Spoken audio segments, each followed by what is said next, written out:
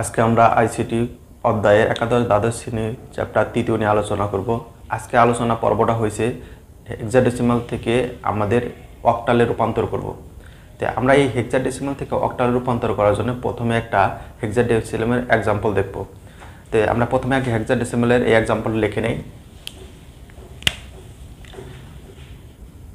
যে hexadecimal example হলো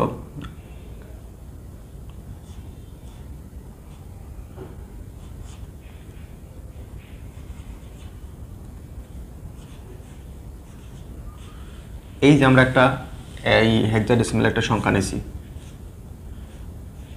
এটাকে আমরা অক্টালে রূপান্তর করব। তো হেক্সাডেসিমাল থেকে অক্টালে রূপান্তর করার জন্য আমাদের হেক্সাডেসিমাল থেকে সরাসরি কখনো কোনো সংখ্যাকে অক্টালে রূপান্তর করা যায় না। এই জন্য এই হেক্সাডেসিমাল সংখ্যাটাকে আমাদের প্রথমে বাইনারি সংখ্যায় রূপান্তর করতে হবে। এরপরে এই বাইনারি সংখ্যাটারে পরবর্তীতে হেক্সাডেসিমালে রূপান্তর করতে হবে। তো হেক্সাডেসিমাল থেকে কোনো সংখ্যাকে বাইনারি রূপান্তর করার জন্য আমাদের 3 বিট করে হেক্সাডেসিমাল থেকে যদি কোনো সংখ্যাটা আমরা বাইনারিতে কনভার্ট করি, তাহলে হেক্সাডেসিমাল থেকে বাইনারিতে আসার জন্য আমাদের 4 বিট করে এই 4 বিট প্রতিটা সংখ্যার জন্য 4 বিট করে নিতে হবে।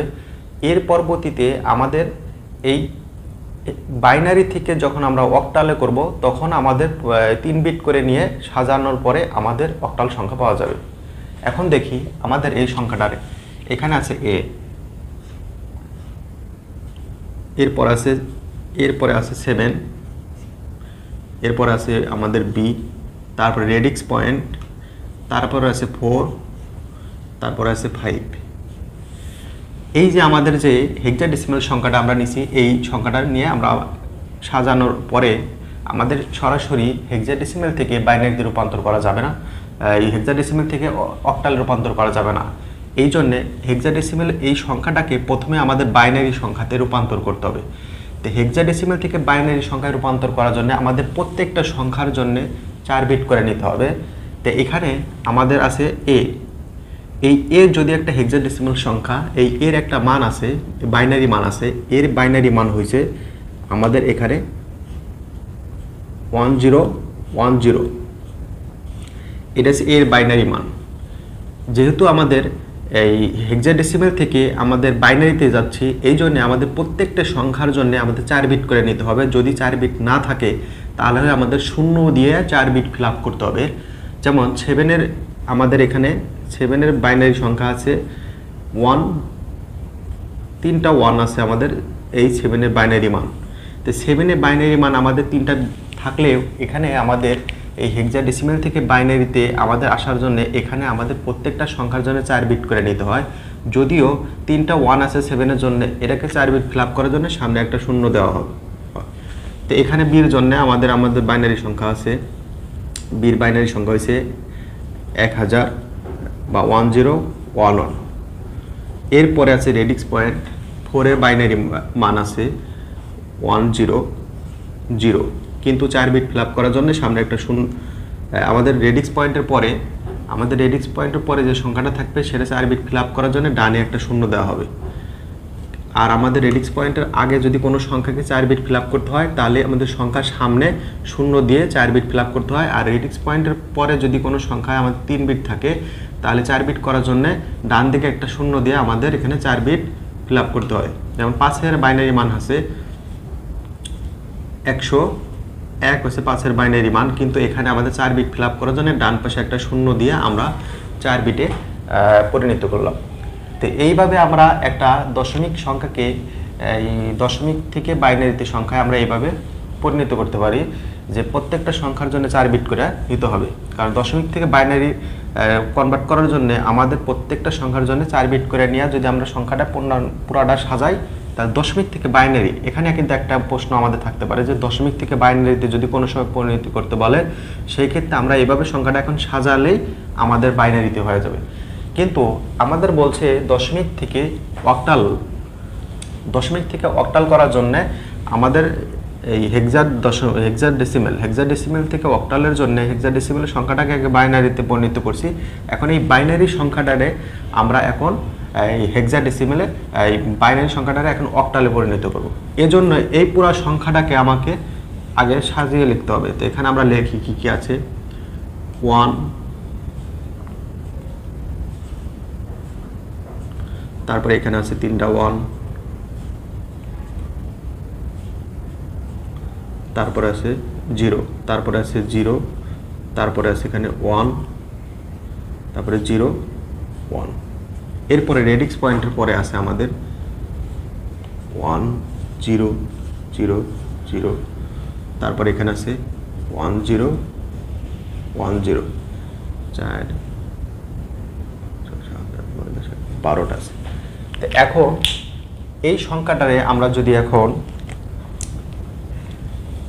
অক্টালে রূপান্তর করতে চাই, তাহলে আমাদের এখান থেকে এই অক্টালের জন্য আমাদের সবসময় বাইনারি থেকে অক্টালে যাওয়ার জন্য আমাকে 3 বিট করে নিতে হয়।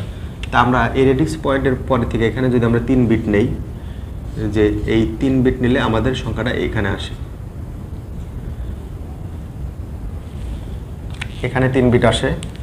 তারপরে আমরা আবার প্রত্যেকটার জন্য 3 বিট করে নেই। তারপরে যে এখান থেকে আসে আমাদের এই পর্যন্ত, এটা আসছে এই পর্যন্ত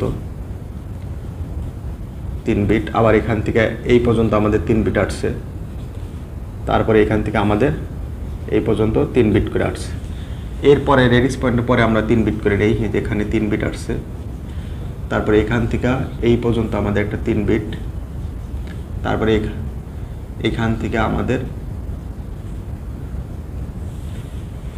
3 বিট করার জন্য যদি এখানে আমাদের 3 বিট করা হয়েছে, কিন্তু এখানে 2 সংখ্যা ছিল, কিন্তু 3 বিট ফিল আপ করার জন্য এখানে আমরা একটা 0 দিয়ে নিই, তাহলে আমাদের 3 বিট ফিল আপ হয়েছে। তো এখানে 3 বিট, এখানে 3 বিট, এখানে 3 বিট করে হয়েছে। তাই এটা আমাদের এখন এই সংখ্যার মানগুলো আমরা অক্টাল মান বের করব। যে অক্টাল মানে আমাদের এখানে আছে, অক্টাল মান আছে আমাদের কত, যে এখানে আছে 101। তো 101 আমাদের এই 101-এর বাইনারি 101 থাকলে এটার অক্টাল মান আমাদের কত, এটা বাইনারি মান হচ্ছে আমাদের, এই বাইনারি থেকে অক্টালে 101-এর মান হচ্ছে 5। তো এখানে আমাদের 1 আছে, 1-এর জন্য আমাদের অক্টাল মান 1, 111 থাকলে আমাদের এটা অক্টাল মান হচ্ছে 7। তারপরে এখানে আছে আমাদের কত 11, 11-এর জন্য অক্টাল মান হচ্ছে 3। তারপরে 100 আছে, 100-র অক্টাল মান হচ্ছে 4। তারপরে 10-এর জন্য আছে আমাদের 2। তারপরে 100-এর জন্য আমাদের অক্টাল মান হবে 4। এখন এই সংখ্যাটারে আমরা এখন সবগুলা মান আমরা অক্টাল মান করছি, বের করার পরে এখন আমরা যদি অঙ্কটাকে সাজানোর পরে দেখি আমাদের হেক্সাডেসিমাল থেকে এই অক্টাল মান বের হয়েছে। এখন আমরা দেখি যে কি আছে, A 7, B রেডিক্স পয়েন্ট ছিল 4 5, তারপরে হেক্সাডেসিমালের বিট। এখন আমাদের এখানে অক্টাল মান আসছে কত, 5 1 7 3, রেডিক্স পয়েন্ট 4 2 4, এটা হচ্ছে আমাদের অক্টাল মান। এইভাবে আমরা যে কোনো একটা হেক্সাডেসিমাল সংখ্যাকে অক্টাল সংখ্যায় পরিণত করতে পারি। প্রথমে আমাদের নিয়মটা মনে রাখতে হবে, হেক্সাডেসিমাল থেকে অক্টালে সরাসরি করার কোনো নিয়ম নাই। তাই এই হেক্সাডেসিমাল সংখ্যাটাকে প্রথমে আমাদের বাইনারি সংখ্যায় পরিণত করতে হবে, 4 বিট করে নিয়ে প্রতিটি সংখ্যার জন্য 4 বিট করে বাইনারি মান নিতে হবে।